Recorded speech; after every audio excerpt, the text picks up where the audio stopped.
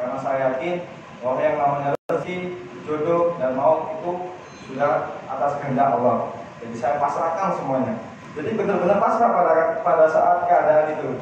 Nah, perjalanan di sini banyak saksinya. Ini Pak Parman itu teman perjuangan saya, Masya Allah, guru saya. Nah, jadi dulu tuh ada yang namanya KPB, Bapak Ibu. Saya ikut, meskipun saya nggak ada bisnis saya lagi tutup. Ya, ikut KPB sudah ada bisnis, tapi malah ikut KPB lama-lama bisnis saya tutup. Nggak ada bisnis, benar. Tapi saat nggak ada bisnis, saya tetap berusaha ikut. Karena apa? Saya yakin yang namanya ilmu ini investasi. Ya, investasi. Mungkin saat ini belum bisa saya gunakan, tapi ke depannya saya pasti ilmu ini pasti akan berguna. Nah, jadi saya tetap usahakan untuk ikut hadir. Nah, di sini bayarnya berapa tadi? Cuma 25.000 ya.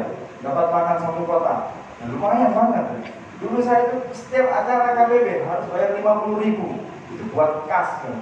Dan dapat makannya tetap satu kotak. Nah, Bapak Ibu lebih murah lagi. Dulu saya lebih mahal. Pak Berta juga teman perjuangan saya.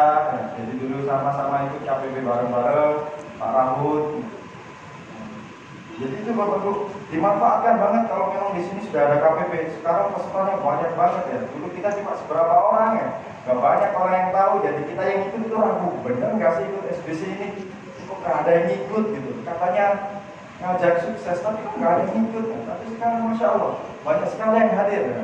Saya doakan semua yang datang di sini diberkahi oleh Allah dan kita diberikan dengan kesuksesan. Amin ya Rabbal Alamin ya Allah. Ya. Jadi saya mau cerita perjalanan tentang bisnis saya, ya Bapak Ibu, yang dikatakan Mas Lana tadi benar bahwa pada saat saya nggak ada bisnis saya tutup, saya nganggur 2 bulan, ya, saya nggak ada pemasukan, ya ada sih pemasukan tetap, Pak berusaha jualan dropship di marketplace Bukalapak itu pun paling sebulan dapatnya 200 sampai 300.000, ya, karena cuma dropship, itu saya lakukan. Dan pada saat itu di SBC itu ada beberapa program, ada beberapa acara, tepatnya acara 1 tahunan namanya Kerja Wirausaha. Itu saya pengen sekali ikut hadir. Tapi pada saat ingin hadir, ternyata ada halangan. Halangannya istri saya sudah mau melahirkan. Tepat ya, ini bulannya bulan Oktober ya Mas ya. Sepertinya Masya Allah ya. Jadi benar-benar diingatkan 2 tahun yang lalu ya, 2 tahun yang lalu. Umur Ayah Perkoso baru mau 2 tahun di Desember nanti. Tepat di Oktober kok bisa gini ya, bisa bersamaan. Ya. Jadi waktu itu ingin banget daftar, bayarnya 600.000. Tapi saya sudah sadar diri lah, kalau 600.000 dapat dari mana gitu, buat ngasih ke istri aja, buat takbiran itu syukur-syukur bisa. Ya karena istri kan lahirannya kemarin pakai BPJS ya. BPJS. Jadi saya nggak bisa ngasih uang sama sekali buat istri. Ya alhamdulillah terbantu dengan BPJS programnya Pak Jokowi itu ya. Saya berterima kasih. cuma gak enak banget ya pakai BPJS beneran. Karena Pak istri saya lahiran jam 11 malam, jam 7 pagi kita sudah diusir sama rumah sakit. Beneran itu. Saya rasakan ya Allah. Sengsara bener, tapi ya mau gimana lagi, yang namanya nggak ada uang, nggak ada power, kita mau ngelakuin apa, mau protes juga nggak bisa kan, nah, jadi dinikmati aja gitu. Nah, jadi pada saat itu saya ingin menghadiri acara SBC, tepatnya tanggal 28 Oktober. Nah, tapi saya sudah bilang sama teman-teman yang mau berangkat, terutama Pak Parman, Pak Berta, Pak Rahut itu kan sudah memastikan berangkat, tinggal saya yang belum berangkat, saya nggak punya uang misalnya. Saya sudah pamitan sama teman-teman saya nggak ikut dengan alasan istri saya mau lahiran. Padahal itu alasan klasik lah, biar kita ya alasan yang keren kan, biar jangan saya nggak ikut, nggak punya uang, itu nggak keren banget alasannya. Jangan sampai kita merasa kecil, apapun keadaannya jangan pernah merasa dikasihani. Saran saya tetap cari alasan yang lebih keren. Ya, saya bilang gitu, tapi ternyata ada saudara saya, sahabat saya yang luar biasa. Dia datang ke rumah saya. Dia seolah-olah mengerti keadaan saya pada saat itu bahwa saya benar-benar nggak ada uang sebenarnya. Dia datang ke rumah saya, ngajak saya sama keluarga saya, ayo cari makan. Saya belum 2 hari sebelum lahiran itu. Ya. dia ngajak keluar, terus aku ngajak istriku, ayo ini ya disamperin Pak Rahul di rumah yang mau ngajak makan-makan di luar. Ternyata waktu kita keluar, nggak nyangka Pak Rahul itu bahasnya masalah acara SBC. Bro, kan nggak ikut acara di Solo. Nah ngerti ngomong gini kok di depan istriku gitu loh ya. Saya ajak ngasih uang lahiran istri nggak bisa kok. Pak, ya itu Pak, istri saya mau lahiran. Terus gini loh bro, aku ngerti ya, aku nggak punya uang. Aku tak bayari, tak tangi, dia bilang gitu. Istriku apa? Udah kelihatan banget ekspresi marahnya itu. Kok malah ngajak bahasa SBC, udah tahu istri mau lahiran. Mungkin perasaannya seperti itu. Saya bilang, Pak, lihat nanti aja lah Pak. Terus gini bro, ini bojomu lahiran sebelum acara SBC. Kamu mau situ, tak daftarin nanti. Terus lihat nanti ya Pak, aku tak izin sama begitu itu. Ternyata dia tuh langsung ngomong, ini Bang, kebanyakan yang habis ikut acara ini itu banyak perubahan. Sampai nggak apa-apa ngizinin suami sampean ikut. Siapa tahu habis dari acara dapat perubahan. Dia ngomong gitu. Setelah itu istri saya sudah kelihatan banget itu ekspresi marahnya itu saya sudah kelihatan. Cuma saya diam kan. Itu parah banget ngawur. Ya Allah ya apa ini? Saya nggak bisa membayangkan di rumah nanti kayak gimana gitu ya. Sudah tahu saya nggak punya uang. Lelaki kalau di rumah nggak punya uang, jamin cium semua kan. Dari macan jadi kucing. Ya nggak? Ternyata Pak Rahul ngomong terus terus bilang nantian ini emang lahirannya sebelum acara nggak apa-apa berangkat tapi ojo jalan duitku ya gitu ngomong gitu. Habis saya ngomong temen di sini ya kayak ngomong gitu, temen di sini dia nggak apa-apa tapi yang penting ojo jalan duitku dia ngomong gitu. Oke deal, oke dapat izin kan. Si Pak Rahul itu ngasih saran saya, cuma ajakan melaku terus, cepet lahiran, cepet kerja. Dia ngasih saran seperti itu. Jadi saya coba terapin, jalan-jalan, coba bangun pagi gitu, saya aja jalan-jalan, biar cepat. Dan ternyata benar, 2 hari setelahnya itu istri saya lahiran gitu. Yang udah pengalaman seperti itu ya. Setelah istri lahiran, jadi izin sudah dapatkan istri juga lahiran tepatnya tanggal 17 Oktober lahiran pertama saya. Jadi di situ saya mulai mikir, izin sudah dapat, masalah tinggal PR-nya gimana caranya saya berangkat ke Solo. Uang sakunya kan harus tetap ada gitu. Saya nggak ada uang saku sana. Mikir sampai menjelang hari H saya belum beli tiket apapun ke Solo, acaranya di Solo. Ternyata dapat kabar dari salah satu teman juga namanya Om Zul. Om Zul itu hubungin saya, bro, kamu naik apa ke Solo? Belum tahu Om. Paling naik ke Solo, nah, ngerti kan gitu. Balik lagi ya, kita harus cari alasan yang keren. Jangan sampai kelihatan nggak keren. Ini naik bis Om, jadi belum nggak usah beli tiket. Padahal saya belum tahu beli bis itu harga ke Solo berapa. Saya bisa berangkat mungkin tapi nggak bisa pulang. Ya. Jadi seperti itu. Kamu yang belum beli tiket, jangan baik, naik apa Om? Semangat saya, naik motor. Wih, serius tak Om, naik motor. Karena saya mikir, hemat ini naik motor ini. Oke Om, buat apa Om? Aku gelem naik motor. Ternyata Pak Rahul juga naik motor, jadi kita berempat keliling ke Solo. Dan alhamdulillah, yang diceritakan Pak tadi benar sekali. Jadi ketika di acara itu saya sampaikan sama istri yang ikut acara benar-benar dapat semangat lagi. Jadi ceritanya apa yang disampaikan itu benar-benar gue banget gini keadaannya gitu kan. Orang-orang yang sudah ceritanya waktu dia keadaannya down itu begini, pas cerita dalam keadaan down itu saya ngerasa ini gue banget ini ya. Karena gitu ya. Siapa tahu habis acara ini nanti saya bisa seperti beliau. Saya hanya berdoa gitu. Saya hubungin, saya telepon istri saya, Mas, minta materinya seperti ini. Doakan ya, saya pasang harga di sini. Doakan ini bisa tercapai. Amin. Sudah cepat, amin. Semoga bisa tercapai.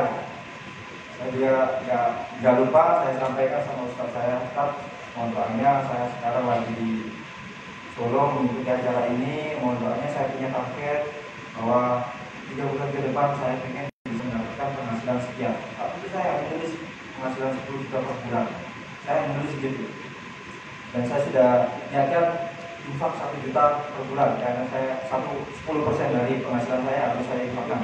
Ini jadi infak 1 juta per bulan. Saya bikinnya tulisnya 1 juta bagi saya waktu itu berat, karena saya penghasilan 1 juta aja nggak ada. Tapi saya tekad aja tulis. Tetap saya bilang semoga dimudahkan semua Allah. Itu aja waktu itu. Dan ternyata masya Allah, pulang dari acara di perjalanan saya juga bingung kan.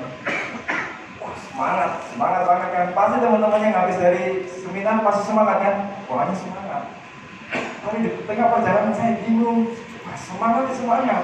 Tapi memulai usahanya dari mana gitu. Modal nggak ada. Nah, siapa tadi yang bilang kendala modal itu, siapa tadi yang mengatakan ya? Bapak saya bang. Ini saya ceritakan juga Pak, perjalanan saya Pak, bahwa modal itu sebenarnya bukan alasan. Kalau hanya alasan karena modal itu adalah orang yang lemah, menurut saya gitu. Jangan jadikan itu alasan Pak. Saya nggak punya modal sama sekali.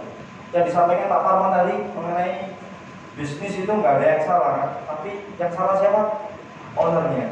Ya, jadi Bapak Ibu, saya pulang dari acara, saya cuma milih.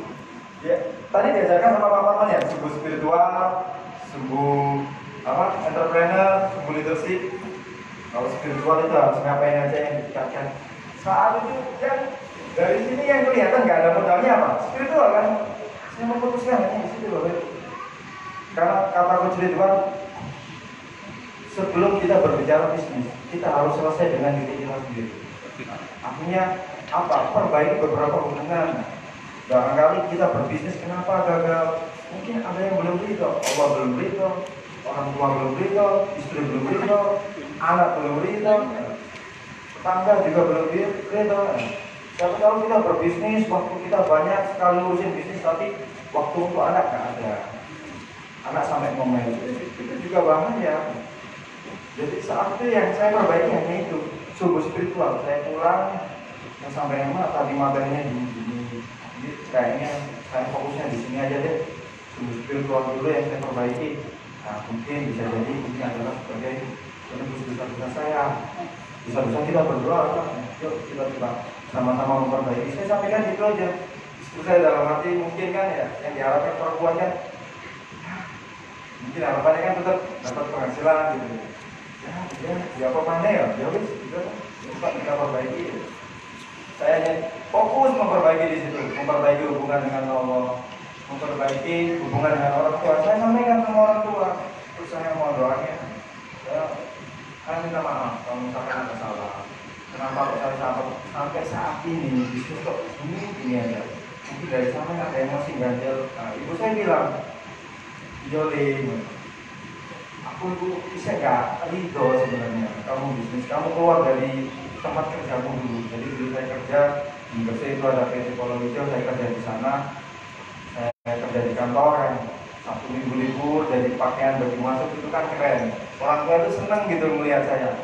Aku seneng kamu lihat di sana ya, kelihatan rapi. Ya. Sabtu Minggu libur, meskipun gajimu nggak banyak, tapi orang tua seneng ya. Kamu keluar itu aku sih saya berandel. Dan itu saya minta maaf, saya minta maaf. Tapi ini bagaimanapun keputusannya sudah saya buat. Saya ingin ada perbaikan ke depannya. Saya mohon doanya, mohon ridhonya kalau saya nanti memulai jalan saya ini di bisnis. Doakan semoga diterima. Jadi kita menganggap hubungan ketemu jalannya. Waktu itu hanya gitu. Terus saya coba silaturahmi. Sama banget yang disampaikan sama Pak Parman itu. Kalau teman-teman praktekkan, saya yakin ada pertumbuhan. Jalan rezeki itu nggak disangka-sangka. Saya coba perbaiki dengan hubungan orang-orang sekitar. Jadi saya meskipun nggak ada uang, tapi saya itu ada piutang. Ada orang yang punya hutang saya itu banyak. Jadi ada teman saya yang punya hutang 10 juta, itu saya samperin juga. Saya ingat pesan teman saya, kamu itu jangan masalah hutang itu jangan terlalu dicekuri gitu. Hutang itu kamu ikhlasin kalau bisa. Kamu doakan yang hutang itu, kamu minta doanya. Terus kamu yang nggak bisa nyaur, aku minta doanya ya. Semoga saya diberi kesehatan, diberi kelancaran. Waktu itu makal ya, saya tuh waktu itu nggak masuk akal. Orang dia punya utang malah kita disuruh kita doa dari dia. Itu makul banget ya.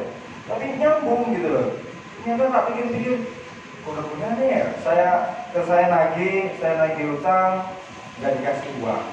Nah, utang saya waktu itu 10 juta loh dia. Punya utang sama saya 10 juta. Dia nggak kasih uang sama sekali.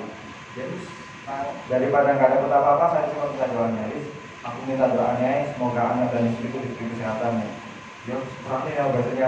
Akhirnya dari situ saya coba perbaiki. Ternyata meskipun nggak ada uang, hati ini lebih tenang. Nah, ini yang perlu kita perbaiki. Ya, jadi jangan muluk-muluk deh bicara bisnis. Selesaikan dulu urusan pribadi kita. Perbaiki hubungan itu. Bisnis itu harus tenang dalam keadaan apapun. Kalau panik saya yakin nggak bisa berpikir dengan jernih. Nah, ini pesan dari guru saya. Nah, jadi dari situ saya mulai memperbaiki. Ternyata suatu ketika saya coba main, belum sih. Jadi saya waktu itu di rumah nggak ngapa-ngapain, seminggu tahu-tahu dapat orderan. Saya nggak pernah posting atau apa, ada orderan. Saya mau pesen nasi kotak 100. Bagi saya, masya Allah, rezeki besar banget waktu itu. 100 kotak lumayan ini, 12.000 kali 100 lah, lumayan 1.200-an. Bagi saya sangat besar waktu itu. Ternyata saya garap, selesai, besoknya dapat lagi. Sampai dari Dian Rahol, nah, ada orang yang punya acara di Dian Rahol itu hubungin saya, Mas, bisa nggak kirim 80 pieces ke Dian Rahol? Buat apa Pak? Nah, ini dari mana? Acara apa? Dari ini. Siapa? Saya buatkan. Dan saya sadar kalau saya ngirim ke Dian Rahol pakai motor itu nggak keren. Saya akhirnya pesan lewat Grab, Pak, maaf Pak ya, saya nggak bisa ngirim. Saya kirim via Grab aja gimana Pak? Terus bayar ya Pak, saya transfer aja Pak, saya percaya. Oh, kenapa sih? Oke. Jadi saya itu aja modal yakin. Saya kirim pakai Grab, biar lebih kelihatan keren gitu kan. Kirim di Diandra masa pakai motor. Saya kirim pakai Grab, ternyata dapat transferan. Dari situ saya punya uang sedikit, keuntungannya kan saya kasihkan sama istri. Saya dikasih sebagian nih, barangkali mau main ke tempat teman. Dan coba main ke Lamongan. Jadi usaha saya kan di Lamongan. Usaha saya main ke Lamongan. Saya coba ketemu teman lama kan, lama nggak ketemu, ngobrol-ngobrol. Saya lihat ada lokasi. Ini bekasnya jualan ayam dan ternyata tutup. Saya dalam hati saya tanya sama teman kan sebelahnya, ini kenapa tutup? Oh karena itu udah 2 minggu tutup. Coba kamu tembusin, kamu sewa. Meskipun nggak punya uang, saya coba berani untuk nyewa. Saya cuma nekat gitu aja. Tak sewa ya. Coba ketemu, tahu hubungin orangnya. Pak, posisi di mana? Saya di Lamongan. Ya wis Pak, ketemu. Saya ketemu dengan beliau. Saya belum ngomong, beliau sudah nawarin. Tempat dulu Pak Bonono. Tempat apa Pak? Tempat ayam itu loh, aku tutup Bonono. Serius Pak? Saya mau nyewa loh. Bisa disewa, kamu tempatin, kamu buat usaha. Nah, dapat penawaran seperti itu, beruntung nggak sebenarnya? Beruntung, ya Allah, saya beruntung banget. Bener nggak ini ya? Oke, terus akadnya gimana? Ya, akadnya bagaimana? Terus akad terserah kamu ya. Pokoknya kamu jalan dulu, saya nggak jalan kalau nggak ada akad. Terus akad terserah kamu. Waktu itu minta pembagian hasil, kalau nggak salah cuma. Terus kamu buka berapa? Pak, 70, 30 gimana? Dengan 30 saya 70. Terus nggak usah, saya 20 aja, aku 10. Saya malah merinding gitu. Ya Allah, orang kok baik banget, niat banget gitu orangnya. Nah, jadi ya Pak, yang punya modal itu bukan orang sebenarnya, Allah. Allah tuh kalau udah ngasih, nggak tahan dulu. Makanya yang perlu kita persiapkan itu kapasitas kita. Rezeki kan berdasarkan kapasitas. Kita tinggal mengukur. Tadi ada rumusnya, panjang kali tinggi kali lebar.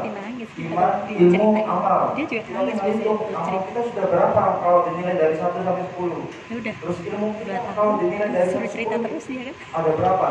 Kalau amal kita dinilai dari 1 sampai 10 ada berapa? Itu tinggal kalian hitung. Itu udah rumus. Saya pun mengukurnya dari sini. Sampai keadaan sekarang, kenapa bisnis saya kok pertumbuhannya kurang ya? Saya mengukurnya dari situ. oh saya mungkin kurang upgrade ilmu, saya cari ilmu yang lain. Jadi ukurnya hanya di 3 sumbu itu aja kok. Kalau kita pengen ukur kapasitas rezeki. Jadi saat itu saya dapat tawaran, nah, karena saya punya bekal dari ilmu yang saya dapatkan di KPB itu, saya coba, saya berani ambil. Oke Pak, saya ambil. Dan tetap kan, yang namanya mau buka usaha kan tetap butuh yang namanya modal. Nah, modal renovasi, kan saya renovasi, modal bahan baku itu juga butuh modal. Saya pulang, saya sampaikan sama istri, nah dikasih kesempatan ngasih suruh buka di sini, gimana menurut sampean? Wih, ya Allah, alhamdulillah, ya apa ini Pak? Ya apa ini Bang? Dimulai ya? Ya dimulai, cuma nggak ada uang nih, ya kok. Aku ya nggak punya uang. Istriku langsung ciut gitu. Wis mungkin ada modal 1 jutaan lah. Ya wis oke. Itu sampean gawe sih, nek wis siap ae tak minta. Oke. Butuh modal yang namanya renovasi. Renovasi tak hitung perkiraan habis 3 juta. Saya hubungin sama teman saya. Bro, kalau garapan enggak? Kamu nggak apa Mas? Aku garapan lagi. Siap ya? Lu siap. Tapi tak bayar nanti kalau saya sudah buka. Saya tawarkan seperti itu. Langsung dia, Mas, saya buka, saya bayar. Ya aku kan dulu di apa? Sekarang bisa lah, gue buka hari pertama saya dapat uang tak bayarin. Dia mikir, terus Mas gak apa lah, tak buatin. Jadi direnovasikan, dia renovasikan. Saya belum bisa bayar. Saya hubungin supplier. Pak, bisa kirim ayam Pak? Kirim. Biasanya kan supplier kan tinggal kirim aja ya. Masalah nota kan bisa transfer. Itu gak saya transfer. Dan beliau percaya yang ngirim itu nggak minta uang cash langsung. Itu pentingnya teman-teman, pentingnya menjaga integritas. Apapun keadaan kita, nilai terpenting itu adalah menjaga nama baik. Jadi saya merasakan sendiri kenapa supplier percaya, mungkin saya berusaha menjaga integritas saya. Nah ini yang sampai sekarang saya usahakan. Sebisa mungkin saya berusaha untuk menghindar, mohon maaf ya, saya pribadi berusaha menghindar jangan sampai mudah berhutang sama orang. Itu untuk menjaga nilai integritas kita. Usahakan teman-teman juga seperti itu kalau menurut saya. Kalaupun dalam keadaan benar-benar butuh, cari solusi yang lebih baik. Yang mana nama baik kita itu tetap terjaga. Itu saja. Nah, jadi saya dapat modal dari supplier. Tinggal modal perincilan-perincilan, bumbu-bumbu pasar itu dari 1 juta sudah cukup. Nah, dari situ saya mulai sudah renovasi, bahan baku sudah dikirim. Jadi tempat yang saya tempati itu seluruh perlengkapannya itu sudah ada. Bahkan resepnya itu dikasihkan sama saya. Saya yang dulunya hanya jualan ayam bakar, lalu dia ngasih resep saya jualan ayam crispy. Dikasih resep sambal-sambalnya. Ya, saya cuma praktekin doang gitu. Pak, ini gimana saya mulainya? Saya nggak bisa masak. Terus gini, karyawanku sing lama tak panggil, tak suruh ngajarin kamu. Siapa mau ngajarin aku? Aku nggak begitu masak. Aku tak interview dulu. Saya berani. Saya waktu itu buka bisnis pokoknya berani pakai karyawan. Nah, jadi dulu kan saya pernah nganggur 2 bulan. Sebelum nganggur kan saya pernah buka usaha juga. Jadi itu ada karyawan lama saya tawarin lagi. Kamu masih butuh kerja enggak? Betul Mas, ya aku Mas. Ya aku mau buka lagi. Kamu mau nggak ikut saya lagi? Aku mau Mas, mau. Padahal saya masih ingat ya, terakhir kali saya gaji beliau itu saya gaji 200.000. Tapi beliau nggak mau. Mas gak usah digaji Mas, saya tahu keuangannya nggak ada. Karena dulu saya jualan ayam bakar. Dulu saya sudah jualan ayam bakar. Itu 1 hari paling rame laku 10 porsi. Itu paling rame. Dan kalau di average rata-rata per harinya hanya laku 35. Jadi omset di atas 100.000 itu udah bagus banget waktu itu saya rasakan. Nah, jadi beliau ikut saya sampai 2 bulan. Setelah itu saya nganggur, tutup, udah kehabisan modal. Beliau juga nganggur, saya buka lagi, saya tawarin dia mau ikut saya. Terus saya mikir lagi, ini kalau 2 orang kayaknya nggak cukup ya, saya sama dia. Karena saya nanti harus diwariwi, kan posisinya di Lamongan. Dengan saya domisili di Surabaya, saya kan di Surabaya, apalagi habis lahiran, punya anak kecil. Akhirnya saya cari 2 orang, 1 orang lagi, saya coba ini. Nanti akan ini sesuai materi juga yang saya jelaskan. Nah, saya waktu merekrut, jadi saya berusaha profesional meskipun ini usaha masih baru. Saya merekrut sama teman, sama orang yang melamar. Saya meskipun menawarkan gaji kecil, tapi saya sampaikan saya mengikuti tahapan seperti saya coba. Itu saya berdasarkan pengalaman saya dulu di industri kerja. Dari mana yang tanya-tanya gitu. Terus saya sampaikan ini perusahaan kita masih kecil. Saya berani ngomong perusahaan loh waktu itu. Gak tahu itu gimana kalau saya berani ngomong perusahaan. Terus dan saya masih baru bisa gaji kecil. Kamu mau nggak kerja di sini? Oh mas, nggak apa-apa mas. Saya juga nggak pernah kerja. Enaknya kalau kita nyari orang-orang yang nggak pernah kerja, pasti kebanyakan nurut. Gitu. Oke kalau kamu mau. Nah, tapi di sini bukan hanya sekedar kerja, yang saya butuhkan adalah tim, bukan karyawan. Jadi tim yang mau membesarkan usaha ini. Saya sampaikan, mas, saya siap mas. Saya sampai terharu Bapak Ibu. Saya belum memulai bisnis. Beliau itu sudah saya terima, malamnya itu WA saya. Mas, saya doakan usaha sampean nanti rame, biar saya bisa membiayai adik saya sekolah. Itu yang benar-benar ya Allah. Saya semakin percaya diri ya Allah. Semoga ini menjadi wasilah untuk bisa memberi manfaat banyak orang lain. Yang saya rasakan hanya itu. Belum buka usaha saya. Karyawan yang baru saya terima WA saya malamnya itu. Jadi ketika buka saya sudah pasang target. Target kita ya apa? Satu hari bisa 1 juta per hari. Kita jualnya apa jalan nih? Terus kita coba aja. Kita pakai sistem promo. Promo makan gratis 25 porsi per hari. Tapi di banner saya tulis makan gratis 100 porsi. 25 porsi per hari saya tulis kecil-kecil. Jadi seolah-olah 100 porsi kan per hari selama 5 hari saya tuliskan. Padahal 100 dibagi 5. Selama 4 hari 100 dibagi 4 hari. Ya datang langsung rame Bapak Ibu. Rame banget sampai saya terharu ya Allah, kok rame banget. Terus saya nggak pernah merasakan usaha sampai seramai itu. Dan alhamdulillah terbukti 1 hari bisa omset 990. Saya sampai terharu gitu ya Allah, sampai kaki itu nggak bisa berdiri saking capeknya. Jadi kita kerja dengan 3 orang itu dari setengah 6 sampai setengah 11. Besok diulangi lagi setengah 6 sampai setengah 11. Sampai kaki saya nggak kuat, saya izin sama teman-teman yang kerja di situ. Aku izin dulu ya ke masjid, aku tak tidur dulu, kayaknya aku nggak kuat. Yang ini kan tenaganya masih muda-muda, bagus. Apalagi yang karyawan kedua saya ini orang yang mau daftar TNI, fisiknya benar-benar kuat ya. Sampai terharu. Itulah kalau kita sudah punya visi, karyawan itu kerja dengan apa ya? Dengan satu frekuensi itu enak banget. Dia rela berkorban. Yang satu lagi karyawan saya dulu saya bangkrut, ikut lagi karena dia posisinya masih kuliah. Tahu nggak Bapak Ibu? Dia waktu itu izin mau kuliah. Mas, kita pembukaan hari kedua. Mas, saya izin kuliah setengah 2. Ya, kamu tinggalin. Sudah ada saya sama Am. Kalian saya namanya Am. Ternyata dia nyampe kampus, baru masuk kelas, memutuskan keluar. Gak tega. Kan gua balik kan? Saya gak tega Mas, saya pikir ini pas kira nih. Dia sampai balik kan? Sampai sekarang beliau ikut saya dan mau berjuang bareng sama saya. Masya Allah. Jadi dari situ pentingnya kita membuat visi. Nah, visi itu nanti akan kita bahas. Nah, dari situ akhirnya usaha berjalan yang dulunya saya sampaikan sama istri bahwa saya target 3 bulan punya penghasilan 10 juta, tidak bisa investasi 1 juta per bulan, dan itu benar-benar tercapai Bapak Ibu. Dalam 3 bulan itu tercapai. Saya sampai sama istri nggak nyangka ya Allah, kenapa kok bisa secepat ini ya? Itulah kita jangan termakan dengan logika kita. Tadi sudah dijelaskan, ada yang namanya kerja keras, ada yang namanya kerja cerdas, ada yang namanya kerja beruntung. Anda tinggal pilih, mau pilih mana?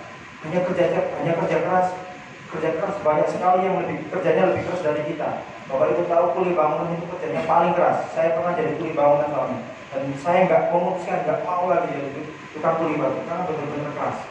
Nah, kerjanya sangat keras. Tapi sekarang bagaimana Bapak Ibu?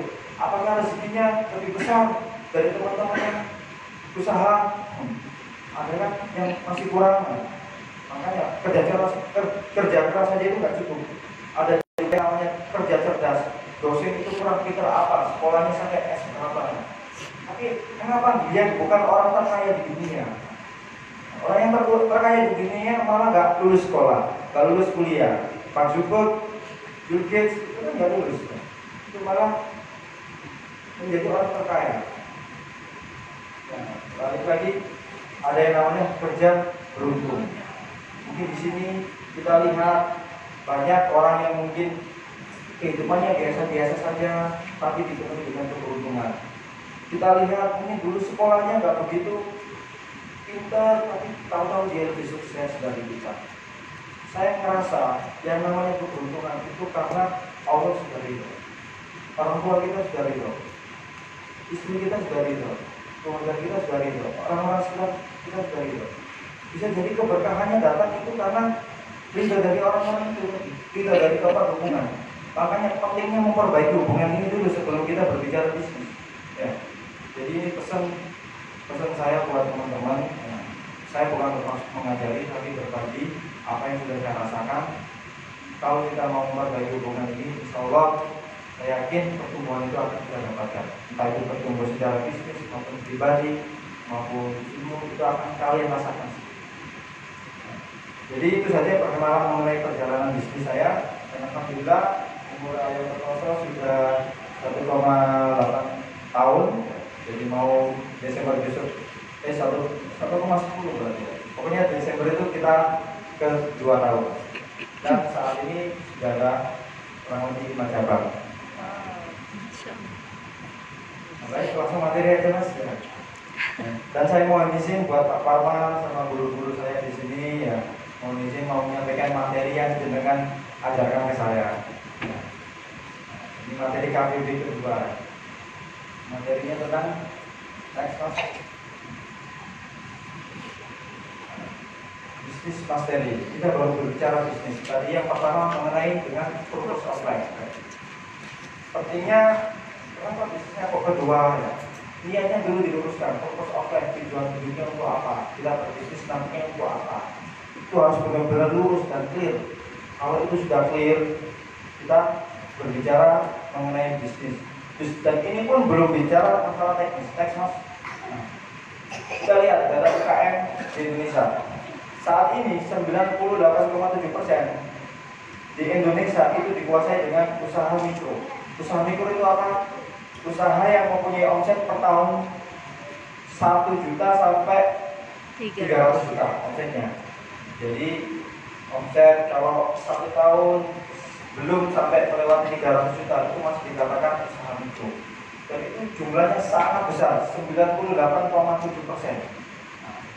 Dan yang naik lagi ada 1,13% ada usaha kecil. Usaha kecil itu usaha yang mempunyai omset per tahunnya di atas 2,5 miliar, 300 sampai 2,5 miliar. Jadi kalau di rata-rata per bulannya omsetnya kurang lebih 200 juta ke atas. Itu baru dikatakan usaha kecil. Jadi jumlahnya hanya 1,13%. Masih dihuni paling banyak 98 ini usaha mikro. Naik lagi ada usaha menengah. Nah, usaha menengah itu yang mempunyai omset per tahun 2,5 sampai 50 miliar. Ini nggak tahu berarti berapa itu. 50 miliar dibagi 12, kurang lebihnya sudah di atas 1 M. Itu baru dikatakan usaha menengah. Dan ada yang terakhir ada usaha besar yang nilainya hanya 0,01%. Itu yang mempunyai omset per tahun lebih dari 50 miliar, baru dikatakan usaha besar. Bapak Ibu, padahal jumlahnya yang usaha kecil itu berapa? 98,7, sedangkan yang besar itu hanya 0,01. Tapi keadaannya bagaimana sekarang? Keadaannya negara itu dikuasai dengan orang yang mempunyai usaha besar dan nilainya hanya 0,01%. Itu bisa menguasai negara, bisa menguasai seluruh, maksudnya setiap daerah. Ya, karena ya kita tahu sendirilah, pemerintahan itu dikuasai dengan yang di belakang layar itu kan, yang di belakang layar pengusaha-pengusaha besar. Sekarang bagaimana nasibnya? Padahal